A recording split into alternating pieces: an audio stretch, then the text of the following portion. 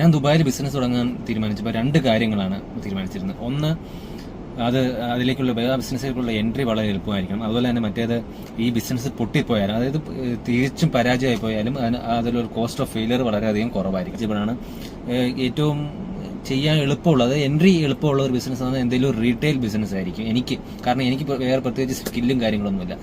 അതൊരു റീറ്റെയിലിംഗ് ഒരു law entry barrier ഉള്ള ഒരു ബിസിനസ്സാണ്. കാരണം അതിന് പ്രത്യേകം സ്കില്ലൊന്നും ആവശ്യമില്ല. എന്തെങ്കിലും ആരെങ്കിലും ഉൽപ്പാദിപ്പിച്ച ഒരു സാധനം നമ്മൾ എടുത്തിട്ട് അതിന് റീസെൽ ചെയ്യുക എന്നുള്ളതാണ് ഒരു ഉദ്ദേശം എന്ന് പറയുന്നത്. അപ്പം അങ്ങനെ ആ ഒരു ഇതിലേക്ക് ചിന്തിച്ച് കഴിഞ്ഞപ്പോഴാണ് എന്ത് പ്രോഡക്റ്റ് അല്ലെങ്കിൽ എന്ത് മെറ്റീരിയൽ ഞാൻ റീറ്റെയിൽ ചെയ്യും, അതിനെക്കുറിച്ച് ചിന്തിച്ചപ്പോഴാണ് ഞാൻ എന്തെങ്കിലും ഒരു ഗാർമെന്റ്സ് ഒരു രീതിയിൽ ഗാർമെന്റ്സ് നമുക്ക് റീസെല് ചെയ്യാം, റീറ്റെയിൽ ചെയ്യാന്നുള്ള ഒരു ഇതിലേക്ക് എത്തിയത്. അങ്ങനെയാണ് അത് ഒരു ഇന്ത്യൻ എത്നിക് വുമൺ വിയറിലേക്ക് എത്തിപ്പെടുന്നത്. പക്ഷേ ഈ ഇന്ത്യൻ വുമൺ എത്നിക് വിയറിൽ ദുബായിൽ എന്ന് പറഞ്ഞാൽ ഭയങ്കര കോമ്പറ്റീഷനുള്ള ഒരു ഫീൽഡാണ്, ഒരു ഏരിയയാണ്. കാരണം അതിനെ നമുക്ക് എവിടെ നോക്കിയാലും കാണാം ചെറിയ ചെറിയ ബൊട്ടീക്കുകൾ, ചെറിയ ഓരോരോ ഈ മാർക്കറ്റിലേക്കൊക്കെ ചെന്ന് കഴിഞ്ഞാൽ ഇഷ്ടംപോലെ കടകളാണ്. എന്തോ എണ്ണിയാ നിൽക്കാത്ത അത്ര കടകൾ ഈ ദുബായിൽ, ചെറിയ ചെറിയ ഷോപ്പുകൾ, വുമൻസിന്റെ കുർത്തീസ്, സാരീസ് ഇതൊക്കെ വിൽക്കുന്ന കടകൾ ഇഷ്ടം പോലെയുണ്ട്. ഭയങ്കര കോമ്പറ്റീഷനുള്ള ഒരു മാർക്കറ്റാണ്. അതിനൊരു കാരണം തന്നെ എന്താണ്, അതൊരു ലോ എൻട്രി ബാരിയർ ആയിട്ടുള്ള ബിസിനസ് ആയതുകൊണ്ട് തന്നെ കോമ്പറ്റീഷൻ ഇറ്റ്സ് വെരി ഹ്യൂജ് ആയിട്ടുള്ള കോമ്പറ്റീഷനാണ്. അപ്പൊ അങ്ങനെയുള്ളൊരു ബിസിനസ്സിലേക്ക് ഇറങ്ങുമ്പം എന്ത് സ്പെഷ്യാലിറ്റി എനിക്ക് കൊണ്ടുവരാൻ സാധിക്കും എന്നാണ് ഞാൻ ചിന്തിച്ചത്.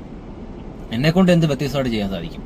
അപ്പൊ ഞാൻ ആദ്യം തന്നെ തീരുമാനിച്ചു എനിക്ക് കോസ്റ്റ് കുറയ്ക്കണം. കോസ്റ്റ് കുറയ്ക്കണമെങ്കിൽ ഒന്ന് മാത്രമേ എനിക്ക് ചെയ്യാൻ പറ്റുള്ളൂ. ദുബായിൽ നമുക്ക് ഓഫ്ലൈൻ ആയിട്ടും ബിസിനസ് ചെയ്യാൻ പറ്റും. പ്രത്യേകം നമുക്ക് സ്പേസിന്റെ ആവശ്യമില്ല. ഓഫ്ലൈനിൽ കംപ്ലീറ്റ്ലി ഓഫ്ലൈനിലായിട്ട് നമുക്ക് ലൈസൻസ് എടുത്ത് നമുക്ക് അത് വർക്ക് ചെയ്യാൻ പറ്റും, അത് ബിസിനസ് ചെയ്യാൻ പറ്റും. അപ്പൊ ഞാൻ ആ ഒരു മോഡലാണ് ഓപ്റ്റ് ചെയ്യാൻ പോകുന്നത്. പിന്നെ എന്ന് പറയുന്നത് നമ്മളൊരു ഫിസിക്കൽ സ്റ്റോർ ഇല്ലാത്തതുകൊണ്ട് തന്നെ അതിന്റെ കസ്റ്റമേഴ്സിനെ കണ്ടെത്തുക എന്ന് പറഞ്ഞാൽ എന്തെങ്കിലും സോഷ്യൽ മീഡിയ വഴിയോ അങ്ങനെ എന്തെങ്കിലും വഴി മാത്രമേ നമുക്ക് കസ്റ്റമേഴ്സിനെ നമുക്ക് റീച്ച് ചെയ്യാൻ പറ്റത്തുള്ളൂ. അങ്ങനെ അപ്പം അതിനൊരു സോഷ്യൽ മീഡിയ ചാനൽ തുടങ്ങേണ്ടി വരും. അപ്പോൾ ഞാനൊരു സോഷ്യൽ മീഡിയ ഇൻഫ്ലുവൻസറോ ഒന്നും അല്ല. അതുകൊണ്ട് തന്നെ അങ്ങനെ ഒരു സോഷ്യൽ മീഡിയ ചാനൽ ഡെവലപ്പ് ചെയ്തെടുക്കുക എന്നുള്ളതും വളരെ ബുദ്ധിമുട്ടായിട്ടുള്ള ഒരു കാര്യമാണ്. കാരണം ഓൾറെഡി ഇവിടെ എക്സിസ്റ്റിംഗ് ആയിട്ടുള്ള ഇഷ്ടം പോലെയുള്ള ഇൻഫ്ലുവൻസേഴ്സും കാര്യങ്ങളും എല്ലാം ഇത് ഓൾറെഡി ചെയ്യുന്നുണ്ട്. സോ ആ ഒരു മാർക്കറ്റിലേക്ക് ഞാൻ ഒരു വളരെ ബിഗിനർ ആയിട്ടുള്ള ഒരു സോഷ്യൽ മീഡിയ ഇൻഫ്ലുവൻസോ ഒരു ഫോളോവേഴ്സോ ഇല്ലാത്ത ഞാൻ എങ്ങനെ ഒരു സോഷ്യൽ മീഡിയ ചാനൽ ബിൽഡ് ചെയ്തെടുക്കും, ആ ചാനലിലൂടെ ഞാൻ എങ്ങനെ സെല്ല് ചെയ്യും, അതൊരു വലിയൊരു ചലഞ്ചാണ്. ആ ചലഞ്ചാണ് ഞാൻ ഏറ്റെടുക്കാൻ പോകുന്നത്. അപ്പൊ പിന്നെ ഞാൻ ചിന്തിച്ചത് എനിക്ക് എന്ത് വ്യത്യസ്തത കൊണ്ടുവരാൻ സാധിക്കും. കാരണം ഈ വലിയ ലിക്വിഡ് ആയിട്ടുള്ള വലിയൊരു കോമ്പറ്റീഷനുള്ള ഈ മാർക്കറ്റിൽ എന്നെ കൊണ്ട് എന്ത് ചേഞ്ച് കൊണ്ടുവരാൻ പറ്റും. ഞാൻ എന്തുകൊണ്ട് ആൾക്കാർ എന്റെ കയ്യിൽ നിന്ന് മേടിക്കണം? ഒരു 10 പേരെങ്കിലും എന്റെ കയ്യിൽ നിന്ന് മേടിച്ച് അവര് എന്തുകൊണ്ടായിരിക്കണം എന്റെ കയ്യിൽ നിന്ന് മേടിക്കേണ്ടത്? അതാണ് ഞാൻ ചിന്തിക്കുന്നത്. അപ്പം പിന്നെ ഞാൻ ഇവിടെ കുറച്ച് മാർക്കറ്റ് സ്റ്റഡീസും കാര്യങ്ങളും നടത്തി, കുറച്ച് കടകളിലും പോയി എല്ലാം കാര്യങ്ങളൊക്കെ നോക്കി കുറച്ച് മാർക്കറ്റ് സ്റ്റഡി നടത്തി. അപ്പോൾ എനിക്ക് കാണാൻ സാധിച്ചതെന്ന് പറഞ്ഞു കഴിഞ്ഞാൽ ഒന്നെങ്കിൽ വളരെ ഹൈ എൻഡ് ആയിട്ടുള്ള മെറ്റീരിയൽ വിൽക്കുന്ന കടകളുണ്ട്, അല്ലെങ്കിൽ ഇതെല്ലാം മിക്സഡ് ആയിട്ട് വളരെ റേറ്റ് കൂട്ടി തന്നെ വിൽക്കുന്ന കടകളുണ്ട്. അപ്പോൾ കാരണങ്ങളെന്ന് പറഞ്ഞാൽ അവർക്ക് റെന്റും കാര്യങ്ങളെല്ലാം പേ ചെയ്യേണ്ടി വരും. കടകൾക്ക് റെന്റ് പേ ചെയ്യണം, അവരുടെ സ്റ്റാഫിന് പേ ചെയ്യണം. പിന്നെ അതെല്ലാം കഴിഞ്ഞിട്ടുള്ള എന്തെങ്കിലും ചെറിയ പ്രോഫിറ്റിലായിരിക്കും അവർ വിൽക്കുന്നത്. പക്ഷേ ഈവൻ ദോ അവരെല്ലാം ഹൈ റേറ്റിലാണ് വിൽക്കുന്നത്. അപ്പോൾ ഞാൻ ചെയ്യാൻ പോകുന്നത് ഫുള്ളി ഓൺലൈൻ ആയതുകൊണ്ട് എനിക്ക് കടയുടെ റെന്റ് കൊടുക്കേണ്ട കാര്യമില്ല. ഞാനും എന്റെ വൈഫും മാത്രമേ ഇതിനകത്ത് ചെയ്യാൻ പോകുന്നുള്ളൂ. അപ്പം ഞങ്ങൾക്ക് സ്റ്റാഫിന് സാലറി കൊടുക്കേണ്ട കാര്യമില്ല. അതുകൊണ്ട് തന്നെ ഒരു പ്രോഡക്റ്റ് വാങ്ങിച്ചു കഴിഞ്ഞാൽ ഒരു വളരെ ചെറിയ ശതമാനം പ്രോഫിറ്റിലോ അല്ലെങ്കിൽ പ്രോഫിറ്റ് ഇല്ലാതെ തന്നെ നമുക്ക് കൊടുക്കാൻ സാധിക്കും. പ്രോഫിറ്റ് ഇല്ലാതെ കൊടുക്കാൻ സാധിക്കും എന്ന് പറയുന്നത് കൊടുക്കുന്നതിന് കാരണം എന്ന് പറഞ്ഞാൽ നമുക്കിപ്പോൾ ആദ്യം നമ്മുടെ കയ്യിൽ നിന്ന് ആരും മേടിക്കത്തില്ല. ആരെങ്കിലും ഒരാൾ നമ്മൾ 100 പീസ് സാധനം കൊണ്ടുവന്ന് വെച്ചിട്ട് ഒന്നും വിൽക്കാതിരിക്കുന്നേക്കാൾ ഭേദമല്ലേ അറ്റ്ലീസ്റ്റ് നമ്മുടെ മുടക്ക് മുതലെല്ലാം തിരിച്ചു കിട്ടുന്നത്. അതുകൊണ്ട് പ്രോഫിറ്റ് ഇല്ലാതെ തന്നെ നമുക്ക് കൊടുത്ത് ഒഴിവാക്കാൻ സാധിക്കും, ഒഴിവാക്കണം. കാരണം വേറെ ആർക്കും നമ്മൾ ആൻസറബിൾ അല്ല. കാരണം ആർക്കും സാലറിയോ റെന്റോ കാര്യങ്ങളൊന്നും കൊടുക്കേണ്ട കാര്യമില്ല. ആകെ മൊത്തം ചെലവുകളെന്ന് പറഞ്ഞു കഴിഞ്ഞാൽ നമുക്ക് ഈ ബിസിനസ് സെറ്റപ്പ് ചെയ്തെടുക്കാൻ മുടക്കിയ മുതൽ മാത്രമാണ്. അതായത് എന്താ പറയുക, licence fees, bank account open ചെയ്യാൻ പറ്റിയ എടുക്കാനുള്ള പൈസ, അങ്ങനെയുള്ള കാര്യങ്ങളല്ല. നെക്സ്റ്റ് ഞാൻ ചിന്തിച്ചത് എന്റെ പ്രോഡക്റ്റിന്റെ സ്പെഷ്യാലിറ്റി എന്തായിരിക്കണം, ഞാൻ വിൽക്കുന്ന പ്രോഡക്റ്റിന് എന്തായിരിക്കണം സ്പെഷ്യാലിറ്റി, ഒരാൾ എന്റെ കയ്യിൽ നിന്ന് എന്തുകൊണ്ട് മേടിക്കണം. ഒരാൾ എൻ്റെ കയ്യിൽ നിന്ന് ഒരു പ്രാവശ്യമെങ്കിലും മേടിച്ചിട്ടുണ്ടെങ്കിൽ അയാൾ എന്തുകൊണ്ട് വീണ്ടും നെക്സ്റ്റ് ടൈം അയാൾ ഒരു പർച്ചേസിനെ കുറിച്ച് ആലോചിക്കുമ്പോൾ എന്നെ ഓർക്കണം, അല്ലെങ്കിൽ എൻ്റെ കയ്യിൽ എന്തെങ്കിലും ഉണ്ടോ എന്ന് ഒന്ന് സെർച്ച് ചെയ്ത് നോക്കണം. ആ ഒരു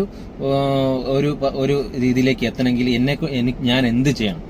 അപ്പൊ അതിനെക്കുറിച്ച് ആലോചിച്ചപ്പോഴാണ് ഞാൻ ഒരു മാർക്കറ്റ് സ്റ്റഡിയും കാര്യങ്ങളും നടത്തിയപ്പോഴാണ് എനിക്ക് മനസ്സിലായത്, നമ്മുടെ ലോ റേഞ്ചിലുള്ള സാധനങ്ങൾ വിറ്റിട്ടുണ്ടെങ്കിൽ ആ ഒരു കസ്റ്റമറിന്റെ കമ്പാക്ക്, അതായത് റിട്ടേൺസ്, ആ കസ്റ്റമറിന് വീണ്ടും തിരിച്ചു വരാൻ നമ്മുടെയിലേക്ക് തിരിച്ചു വരാനുള്ള ആ ടെൻഡൻസി കുറയും. പക്ഷേ നമ്മളൊരു ഒരു മിഡ് റേഞ്ചിൽ അല്ലെങ്കിൽ മിഡ് റേഞ്ച് ഒരു ഹൈ റേഞ്ചിലുള്ള സാധനമാണ് വിൽക്കുന്നത്. ആ വിൽക്കുന്ന സാധനം ആ മേടിക്കുന്ന കസ്റ്റമറിന് അതൊരു പൈസയ്ക്ക് മൂല്യത്തിനനുസരിച്ചുള്ള കറക്റ്റായിട്ടുള്ള സാധനം കിട്ടി, അല്ലെങ്കിൽ അവർ ആ ഫസ്റ്റ് പർച്ചേസ് നടത്തിയപ്പം അവർക്ക് ലാഭകരമായിരുന്നു ആ പർച്ചേസിംഗിൽ. അവർക്ക് ലാഭകരമെന്ന് അവർ ചിന്തിക്കുന്നുണ്ട്, അല്ലെങ്കിൽ നമുക്ക് ലാഭകരമാണ്, അവർക്ക് ലാഭകരമായിരിക്കണം. അപ്പൊ അവർക്ക് ലാഭകരമാണ് ആ പർച്ചേസിംഗിൽ, ഉറപ്പായിട്ടും നെക്സ്റ്റ് ടൈം കസ്റ്റമർ എന്തെങ്കിലും പർച്ചേസ് നടത്തുമ്പോൾ നമ്മളിലേക്ക് തിരിച്ചു വരാനുള്ള ചാൻസ് കൂടുതലുണ്ട്. അപ്പൊ അതിന് ഞാൻ ചെയ്യാൻ ഉദ്ദേശിക്കുന്ന കാര്യം എന്ന് പറഞ്ഞാൽ, ഞാൻ വിൽക്കുന്ന പ്രോഡക്റ്റുകൾ ഒരു കാരണവശാലും ഞാൻ വില കുറഞ്ഞ പ്രോഡക്റ്റുകൾ എടുക്കുന്നില്ല, വിൽക്കത്തുമില്ല. കാരണം എന്ന് പറഞ്ഞു കഴിഞ്ഞാൽ ഈ വില കുറഞ്ഞ പ്രോഡക്റ്റുകൾ നമ്മൾ വിൽക്കുമ്പോൾ അതിൽ കംപ്ലൈൻസ് ധാരാളം വരും, ഒത്തിരി വരും. അപ്പൊ ഒന്നാമത്തെ കാര്യം, ഞാൻ ഓൺലൈൻ ചെയ്യുന്നത് കൊണ്ട് തന്നെ ഒരു കസ്റ്റമർ എന്റെ അടുത്ത് വന്ന് അവർക്ക് പ്രോഡക്റ്റ് ഫിസിക്കലി ചെക്ക് ചെയ്യാനുള്ള ചാൻസ് ഇല്ല. ഞാൻ പറഞ്ഞ് ആ പ്രോഡക്റ്റിനെ കുറിച്ച് ഞാൻ എക്സ്പ്ലെയിൻ ചെയ്യുന്നു, അല്ലെങ്കിൽ വീഡിയോസോ ഫോട്ടോ വഴി മാത്രമേ ആ കസ്റ്റമേഴ്സിന് ആ പ്രോഡക്റ്റിനെ എക്സ്പീരിയൻസ് ചെയ്യാനുള്ള ചാൻസ് ഉള്ളൂ ബിഫോർ പർച്ചേസ്.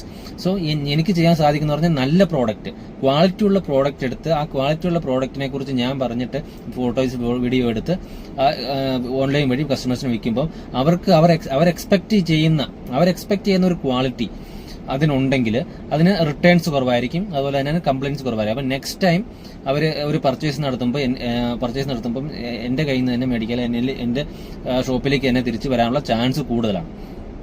പിന്നെ ഞാൻ തീരുമാനിച്ചിരിക്കുന്ന ഒരു കാര്യം എന്ന് പറഞ്ഞു കഴിഞ്ഞാൽ, നമ്മുടെ അടുത്ത് വന്ന ഒരു കസ്റ്റമർ സാധനം മേടിച്ചിട്ട് അവർക്ക് ചീറ്റ് ചെയ്യപ്പെട്ടു എന്ന് തോന്നരുത്. അവർക്ക് ചീറ്റ് ചെയ്യപ്പെട്ടു, അവർക്ക് ആ സാധനം ഇഷ്ടപ്പെട്ടില്ല, അവർക്ക് ആ സാധനം കൊണ്ട് ഗുണമില്ലാന്ന് തോന്നുന്നുണ്ടെങ്കിൽ ആ സാധനം റിട്ടേൺ എടുക്കുക. അതാണ് ഞാൻ തീരുമാനിച്ചിരിക്കുന്നത്.